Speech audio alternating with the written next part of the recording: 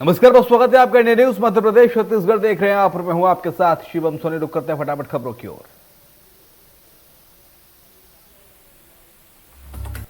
जनवरी में ओलावृष्टि और वर्षा से खरीफ फसल को पहुंचे नुकसान की भरपाई मध्य प्रदेश की शिवराज सिंह चौहान सरकार ने की है। गुरुवार को मुख्यमंत्री शिवराज सिंह चौहान ने सिंगल क्लिक के माध्यम से 1,71,000 से ज्यादा किसानों के खातों में 200 करोड़ रुपए से अधिक की राशि जमा की।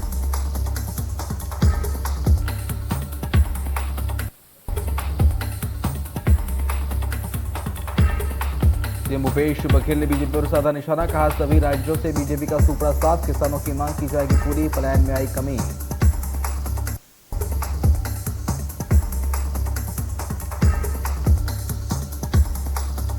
मध्य प्रदेश की शिवराज सरकार 8 मार्च को विधानसभा में बजट पेश करेगी। 2022-23 के लिए 2.5 लाख करोड़ रुपए से अधिक का बजट होने का अनुमान है।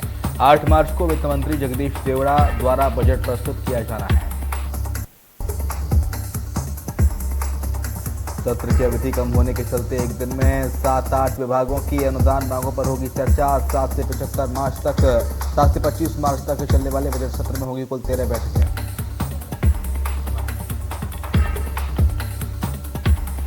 बैठक में पीसीसी चीफ कमलनाथ का बड़ा ऐलान, सबसे ज्यादा सदस्य बनाने वाले जिला अध्यक्ष होंगे सम्मानित, पीसीसी करेगा सम्मानित।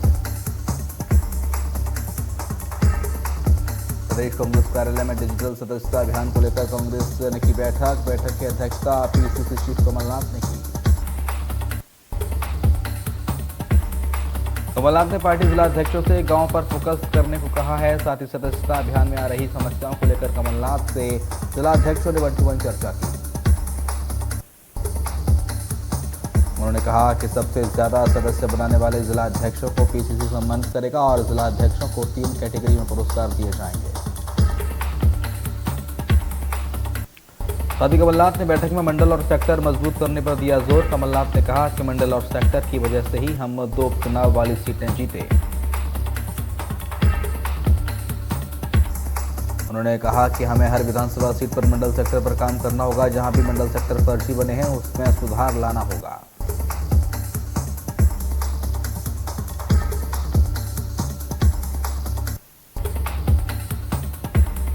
सांसद प्रज्ञा ठाकुर के हिसाब वाले बयान पर कांग्रेस विधायक आरिफ मसूद ने पलटवार किया। आरिफ मसूद ने कहा कि साध्वी को ऋग्वेद का दोहा पढ़ना चाहिए, उसमें महिलाओं को लेकर साफ लिखा हुआ है।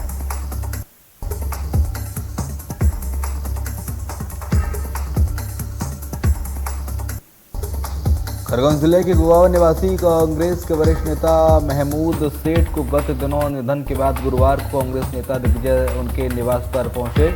उन्होंने शोक संवेदना व्यक्त की।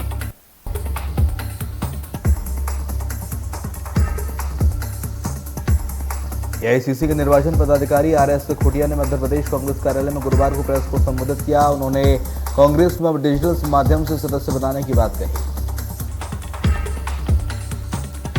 उन्होंने कहा कि प्रत्येक मतदाता केंद्र पर एक कार्यकर्ता को तैनात किया जाएगा जो मोबाइल के माध्यम से सदस्य बना सकेगा। मोबाइल के माध्यम से सदस्य बनेंगे।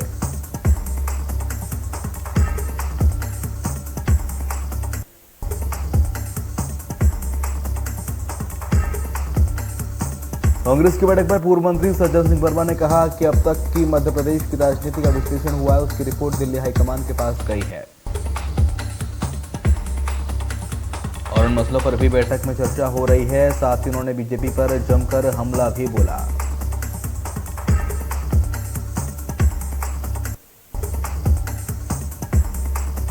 साध्वी प्रज्ञा के बाद चिकित्सा शिक्षा मंत्री विश्वास सारंग ने भी शराबबंदी को लेकर बयान दिया है। बयान देते उन्होंने कहा है कि शराब नीति की पहली लाइन में हमने कहा है नशे से दूर रहे। मंत्री सारंग ने कहा कि नशे से दूर रहना चाहिए, समाज नशा मुक्त होना चाहिए, नशे से सभी व्यक्ति दूर रहें, हम सबका ये उद्देश्य है। और इन्होंने 8 करोड़ की कटनी धान घोटाले पर कहा कि हमारी सरकार भ्रष्टाचार मामले में जीरो टॉलरेंस पर काम कर रही है, किसी भी तरह से घोटालों को बर्दाश्त नहीं किया जाएगा।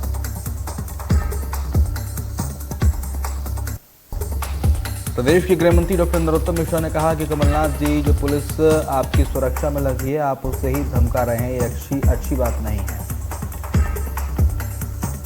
दरअसल सागर में कजली वन मैदान में संत रविदास जयंती पर कांग्रेस के कार्यक्रम में कमलनाथ आए थे, जहां उन्होंने कोरई में पिछले महीने हुए घटनाक्रम पर पुलिस को जमकर फटकार लगाते हुए कहा कि बीजेपी नेताओं के इशारे पर पुलिस काम कर रही है।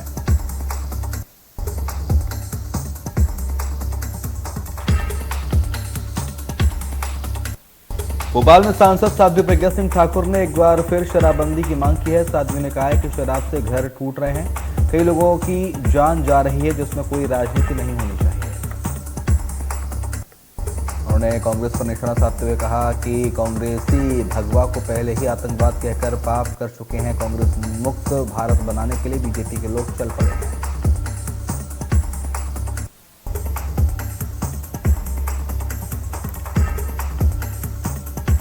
ओबीसी आरक्षण पर एमपी हाईकोर्ट का बड़ा आदेश। एमपीपीएससी भर्ती प्रक्रिया में 27% ओबीसी आरक्षण पर रोक।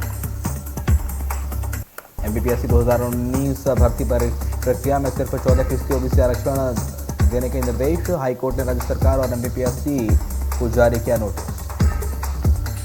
14 की जगह 27% ओबीसी आरक्षण देने पर मांगा स्पष्टीकरण। 31 दिसंबर को जारी रिजल्ट को दी गई थी चुनौती।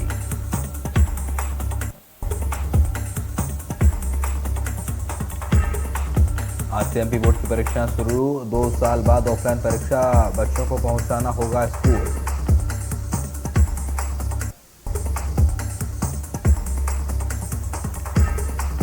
कोरोना संदिग्ध छात्रों के लिए अलग से व्यवस्था। 12वीं की परीक्षा में 7 लाख से अधिक छात्र होंगे शामिल।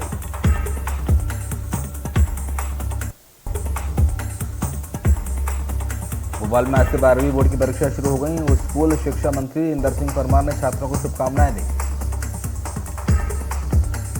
मंत्री ने ट्वीट के माध्यम से शुभकामनाएं देते हुए लिखा कि आप तनाव मुक्त और सकारात्मक शोध में 7 परीक्षा में शामिल हों। इस परीक्षा में मेरी शुभकामनाएं आपके साथ हैं।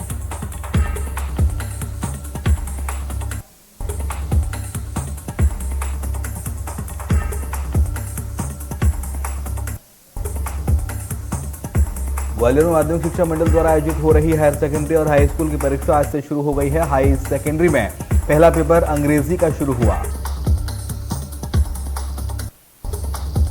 जिले में 95 केंद्रों पर 12वीं के 20,000 से ज्यादा और 10वीं के 27,000 से ज्यादा परीक्षार्थी शामिल हो रहे हैं।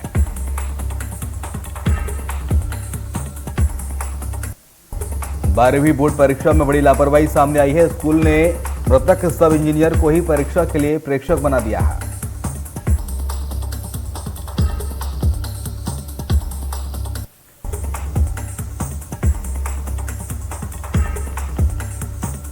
छत्तीसगढ़ में जल्द शुरू होंगी बोर्ड की परीक्षाएं। 2 सप्ताह बाद 10वीं 12वीं की होंगी परीक्षाएं। ऑफलाइन मोड में होंगी परीक्षा। 2 साल बाद सेंटर में ऑफलाइन परीक्षा देंगे छात्र। नहीं होगी प्री बोर्ड परीक्षा। बोर्ड परीक्षा में 70% पाठ्यक्रम से पूछे जाएंगे सवाल।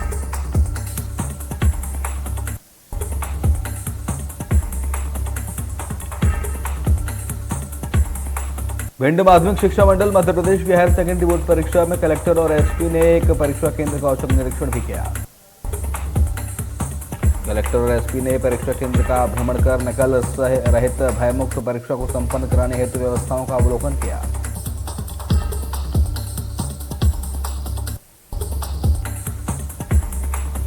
इंदौर से पहली बार जम्मू के लिए सीधी उड़ान शुरू होने जा रही है। 28 मार्च से सप्ताह में 4 दिन ये फ्लाइट होंगी। इसका किराया करीब 4,000 रुपए के आसपास रहेगा। इंदौर की देवी अहिल्याबाई होलकर अंतर्राष्ट्रीय एयरपोर्ट से पहली बार जम्मू के लिए सीधी उड़ान शुरू होने जा रही है। इसका संचालन सोमवार, बुधवार, शुक्रवार और शनिवार को होगा।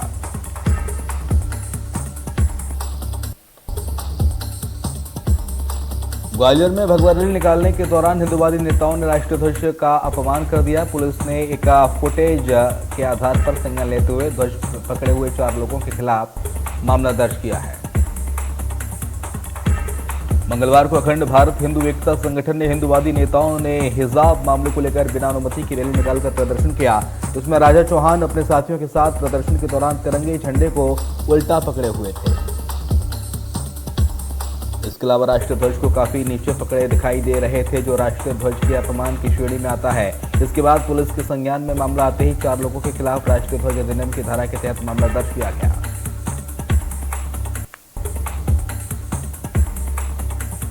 माध्यमिक शिक्षा मंडल द्वारा आयोजित की जा रही परीक्षाओं के दौरान गुना में एक महिला कैदी ने भी परीक्षा दी। यहां के कैंट क्षेत्र में स्थित शारदा विद्यालय में परीक्षा देने के लिए महिला पहुंची।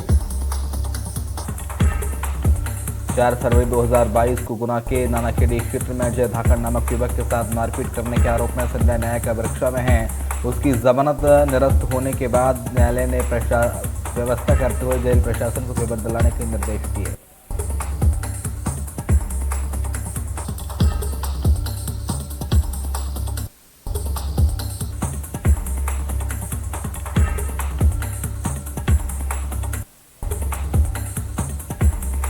कटनी में दिन दहाड़ी युवक पर चाकू से हमला कर हत्या कर दी गई। पुरानी रंजिश के चलते हत्या की वारदात को अंजाम दिया गया। पुरानी रंजिश के चलते हत्या की बात कही जा रही है। कोतवाली थाना क्षेत्र के कमनिया गेट के पास की पूरी घटना है। पुलिस ने मौके पर पहुंचकर शव को कब्जे में लिया।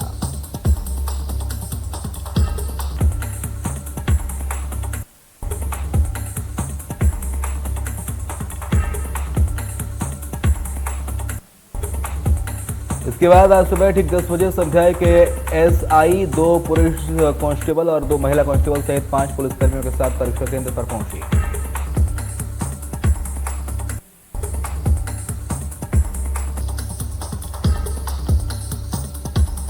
सूरजपुर जिले में भी रायगढ़ में तहसीलदार वकील विवाद का असर देखने को मिला। 4 दिनों से जिले के सभी तहसीलदार हड़ताल पर हैं, जिसके चलते किसान, छात्र सहित अन्य लोगों को परेशानी का सामना करना पड़ रहा है। तहसील कार्यालय बंद होने के बाद स्थानीय लोगों को काफी नुकसान हो रहा है। समस्याओं से जूझना पड़ रहा है। तहसीलदार और वकील विवादों का असर अब तहसील कैंपस में देखा गया। कामकाज बंद है। जमीन के नामांतरण, खसरा समेत तमाम कार्यों के लिए लोग भटक रहे हैं। छात्रों को न तो निवास प्रमाण पत्र मिल रहा है और न ही किसी प्रकार का अन्य प्रमाण पत्र दिया जा रहा।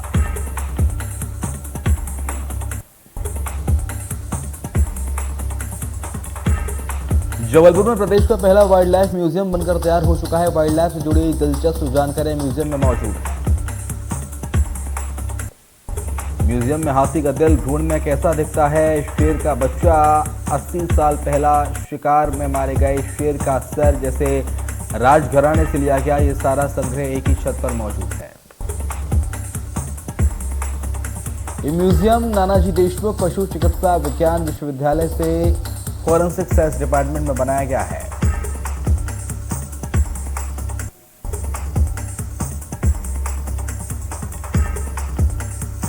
बैतूल में खून से लथपथ मिला हथियार, किसान का शव, धारदार हथियार से हत्या की गई। रात में खेत पर गया था किसान।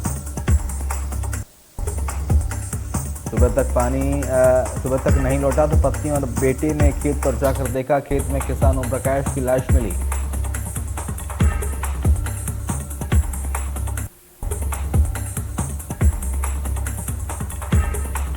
कटनी के बरोहा पेपरिया के पास सवारी बस पलट गई। 1 दर्जन यात्री घायल हो गए। रीठी से जबलपुर आ रही थी बस।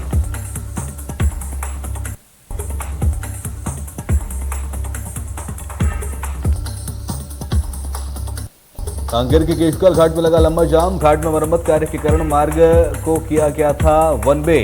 व्यवस्था संभाल पाने में लाचार देख रही पुलिस। वहीं जवानों ने ट्रक चालकों से दुर्व्यवहार किया। ट्रक चालक को डंडे से पीटते हुए वीडियो वायरल हो रहा है।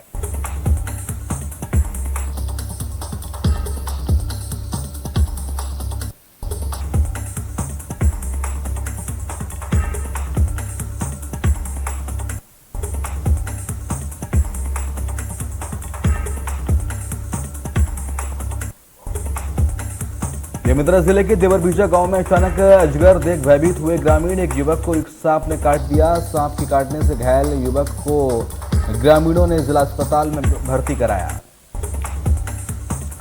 ग्रामीणों ने बताया कि देवरबीजा के बस स्टैंड के नजदीक आरा मिल के पास अजगर सांप ने युवक को काट लिया।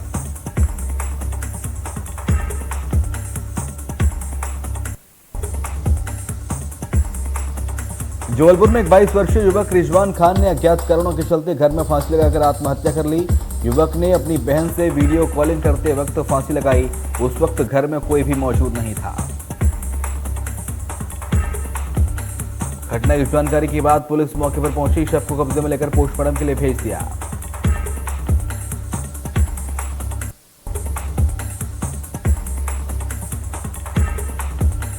माघ पूर्णिमा के अवसर पर महासमुंद जिले के महानदी तट पर स्थित पुरातत्व के ऐतिहासिक नगरी सिरपुर में 2 दिवसीय महोत्सव का रंगारंग आगाज किया गया। बता दें, आयोजन कोरोना के चलते 2 साल से बंद था, लेकिन कोरोना की रफ्तार धीमी पड़ने के चलते इस साल 2 दिवसीय महोत्सव का आयोजन किया जा रहा है। महोत्सव का शुभारंभ संसदीय सचिव और विधायक विनोद चंद्राकर ने दीप प्रज्वलित कर किया।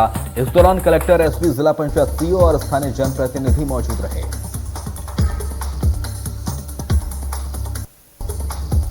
भोपाल में बदमाशों के हौसले बुलंद। गोविंदपुरा थाना क्षेत्र के अन्ना नगर में पड़ोसियों में विवाद के चलते बदमाशों ने चलाए महिला पर लात घूंसे। महिला से मारपीट करते हुए आरोपियों का वीडियो वायरल हुआ है। वीडियो में साफ दिख रहा है आरोपी किस तरह महिला के पेट पर लात मार रहा है। लोकसभा अध्यक्ष ओम बिरला बिहार के 1 दिवसीय दौरे पर रहे। इस दौरान उन्होंने विधानसभा के डिजिटल चैनल का शुभारंभ किया, साथ ही विधानसभा की पत्रिका का भी लोकार्पण किया। इस दौरान स्पीकर बिरला ने कहा कि विधानसभा चैनल और पत्रिका की पहल प्रशंसनीय है। ये विधायी कार्यों में आमजन की सहभागिता को प्रोत्साहित करता है। विधायकों की ओर से किए जा रहे कार्यों को भी जनता तक पहुंचाने में सहायक सिद्ध होंगे। इस दौरान बिहार के मुख्यमंत्री नीतीश कुमार स्पीकर बिरला के साथ मौजूद रहे। विधानसभा अध्यक्ष विजय कुमार सिन्हा, विधान परिषद के कार्यकारी सभापति अवधेश नारायण सिंह भी मौजूद रहे। छत्तीसगढ़ में 433 कोरोना के नए मामले। बीते 24 घंटे में 1153 मरीज हुए स्वस्थ। नए केस की तुलना में स्वस्थ होने वालों की संख्या बढ़ी। 4 मरीज के उपचार के दौरान मौत। प्रदेश में पॉजिटिव दर 1.37%। प्रदेश में एक्टिव केस 4803। महासमुंद जिले में मिले 9 कोरोना पॉजिटिव केस। कुल सक्रिय मामले 76। आज स्वस्थ हुए 25 मरीज। देश में 24 घंटे में कोरोना के 30,757 नए मामले आए सामने। 541 संक्रमितों की जान गई। दिल्ली में कोरोना के 766 नए मामले सामने आए हैं। 5 संक्रमितों ने दम तोड़ा। 830 मरीज ठीक भी हुए। हरियाणा में 24 घंटे में कोरोना के 703 नए केस सामने आए। 5 मरीज की मौत हो गई। एक दिन में 1200 से ज्यादा मरीज रिकवर हुए हैं।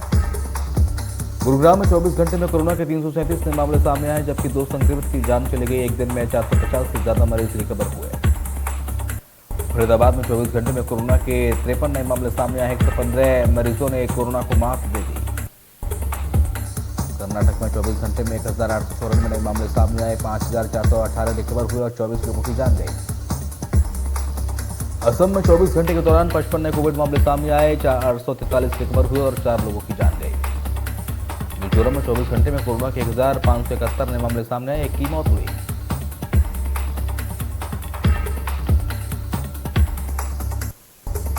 एक्टर अर्जुन कपूर ने अपनी अपकमिंग फिल्म कुत्ते की शूटिंग पूरी कर ली है। इस बात की जानकारी अर्जुन ने सोशल मीडिया पर पोस्ट कर शेयर की है।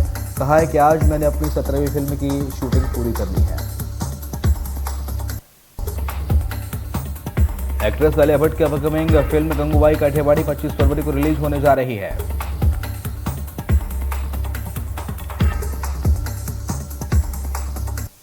टीवी का पॉपुलर शो क्योंकि सास भी कभी बहू थी वापस आ रहा है। हाल ही में एकता कपूर ने अपने सोशल मीडिया अकाउंट पर शो का प्रोमो शेयर किया है और इसकी जानकारी दी।